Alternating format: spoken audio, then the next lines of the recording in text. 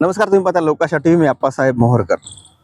मंत्री माणिकराव कोकाटे यांचा राजीनामा झाल्यानंतर धनंजय मुंडे यांना याच जागेवर मंत्रिपद मिळण्याची अपेक्षा आहे. कारण जेव्हा सदनिका घोटाळ्यामध्ये माणिकराव कोकाटे यांचं नाव आलं तेव्हा त्यांच्यावर पोलिसांमध्ये गुन्हा दाखल झाला, कोर्टामध्ये सुनावणी सुरू होती. हा सगळा प्रकार सुरू असताना धनंजय मुंडे हे अचानक दिल्लीत पोहोचले आणि त्यांनी अमित शहांची भेट घेतली. जेव्हा धनंजय मुंडे यांनी अमित शहांची भेट घेतली तेव्हा राजकीय वर्तुळात एक चर्चा सुरू झाली की माणिकराव कोकाटे यांच्या जागेवर धनंजय मुंडे यांची वर्णी लागू शकते. मात्र मस्साजोगचे सरपंच संतोष देशमुख यांच्या हत्येमध्ये प्रमुख आरोपी असलेल्या वाल्मिक कराड हा धनंजय मुंडेचा राईट हँड आहे. त्यामुळे यापूर्वी मंत्री असलेले धनंजय मुंडे यांना आपल्या पदाचा राजीनामा द्यावा लागला आणि धनंजय मुंडेंनी जेव्हा राजीनामा दिला तेव्हा त्यांच्या जागेवर आपली वर्णी लागेल अशी अपेक्षा माजलगावचे आमदार प्रकाश सोळंके यांना होती. मात्र असं झालं नाही.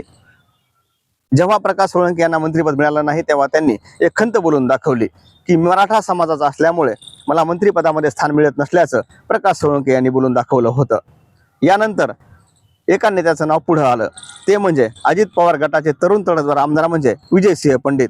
विजयसिंह पंडित यांना मंत्रिपद मिळेल अशी अपेक्षा अनेकांना होती. मात्र त्यावर देखील विजयसिंह पंडित यांना मंत्रिपद मिळालं नाही. आता अजित पवार यांच्या मंत्रिमंडळातील माणिकराव कोकाटे यांची विकेट पडली आहे. माणिकराव कोकाटे यांचं मंत्रिपद गेल्यानंतर विजयसिंह पंडित असतील किंवा प्रकाश सोळंके असतील किंवा धनंजय मुंडे असतील यांना मंत्रिपद मिळणार का अशी चर्चा सुरू झाली आहे. मात्र सरपंच संतोष देशमुख यांच्या हत्ये प्रकरणामुळे यापूर्वीच धनंजय मुंडे यांना आपल्या पदाचा राजीनामा द्यावा लागला. त्यामुळे आता दोनच नावं शिल्लक राहिले, ते म्हणजे प्रकाश सोळंके आणि विजयसिंह पंडित. जेव्हा राष्ट्रवादी काँग्रेस पक्ष फुटला, शरद पवारांना सोडून अजित पवारांनी आपली वेगळी चूल मांडली, तेव्हा प्रकाश सोळंके असतील किंवा विजयसिंह पंडित, अमरसिंह पंडित यांनी अजित पवारांना साथ देण्याचं ठरवलं. त्यामुळे पवारांशी निष्ठावंत असलेले सोळंके असतील किंवा पंडित असतील या दोघांचंच नाव आता चर्चेमध्ये आलं आहे. धनंजय मुंडे, प्रकाश सोळंके आणि विजयसिंह पंडित या तिघांना या जागेवर मंत्रिपद मिळण्याची शक्यता सध्या वर्तवली जाते. मात्र मी पुन्हा एकदा उल्लेख करतोय की संतोष देशमुख हत्या प्रकरणामध्ये वाल्मिक कराडचं नाव आहे. वाल्मिक कराड हा प्रमुख आरोपी आहे. या प्रकरणाचा तपास सध्या सुरू आहे. या प्रकरणाची सुनावणी सध्या न्यायालयामध्ये सुरू आहे. त्यामुळे धनंजय मुंडे यांना मंत्रिपद मिळण्याची शक्यता नाही असं देखील विश्वसनीय सूत्रांनी सांगितलं आहे. आता प्रश्न उपस्थित होतोय आणि जी दोन नावं शिल्लक राहिली आहेत ती म्हणजे प्रकाश सोळंके आणि विजयसिंह पंडित. आता विजयसिंह पंडित हे तरुण आमदार आहेत, कारण गेल्या काही दिवसापूर्वी नगरपालिकेची निवडणूक जेव्हा बीडमध्ये लागली तेव्हा अचानक अजित पवारांनी बीडमधील क्षीरसागराकडून सगळे अधिकार काढून घेतले आणि ते शिवछत्र परिवाराकडे दिले. शिवछत्र परिवार म्हणजेच विजयसिंह पंडित आणि अमरसिंह पंडित. आता अजित पवारांचा विश्वास हा शिवछत्र परिवारावर आहे. दुसरीकडे प्रकाश सोळंके यांच्या देखील नेतृत्वामध्ये अजित पवारांनी माजलगावमध्ये निवडणूक लढवली आहे.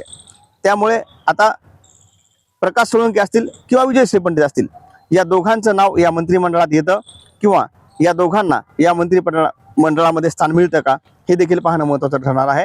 तर दुसरीकडे जेव्हा धनंजय मुंडे यांचं मंत्रिपद गेलं तेव्हा प्रकाश सोळंके यांना आपल्याला मंत्रिपद मिळेल अशी अपेक्षा होती. मात्र तेव्हा त्यांना ते मंत्रिपद मिळालं नाही. प्रकाश सोळंके हे राजकारणातील ज्येष्ठ नेते आहेत, आमदार आहेत. त्यामुळे आता विजयसिंह पंडित आणि प्रकाश सोळंके यांच्यामध्येच रस्सीखेच सुरू असल्याचं देखील पाहायला मिळतंय. विजयसिंह पंडित यांच्यावर बीड आणि गेवराईची जबाबदारी अजित पवारांनी दिलेली आहे. पहिल्यांदाच असं होताना पाहायला मिळालं की अजित पवारांनी बीडची जबाबदारी ही पंडित कुटुंबावर दिली आहे. त्यामुळे एक तरुण नेता, एक तरुण आमदार आणि एक तरुण मंत्री अजित पवारांच्या मंत्रिमंडळामध्ये सामील होतो का हे देखील पाहणं महत्त्वाचं ठरणार आहे. तर या व्हिडिओच्या शेवटी एवढंच सांगणं मला महत्त्वाचं वाटतं की धनंजय मुंडे यांनी माणिकराव कोकाटे यांचं मंत्रिपद गेल्यानंतर दिल्ली गाठली. त्यानंतर अजित पवारांनी यावर कुठलीही प्रतिक्रिया दिलेली नाही.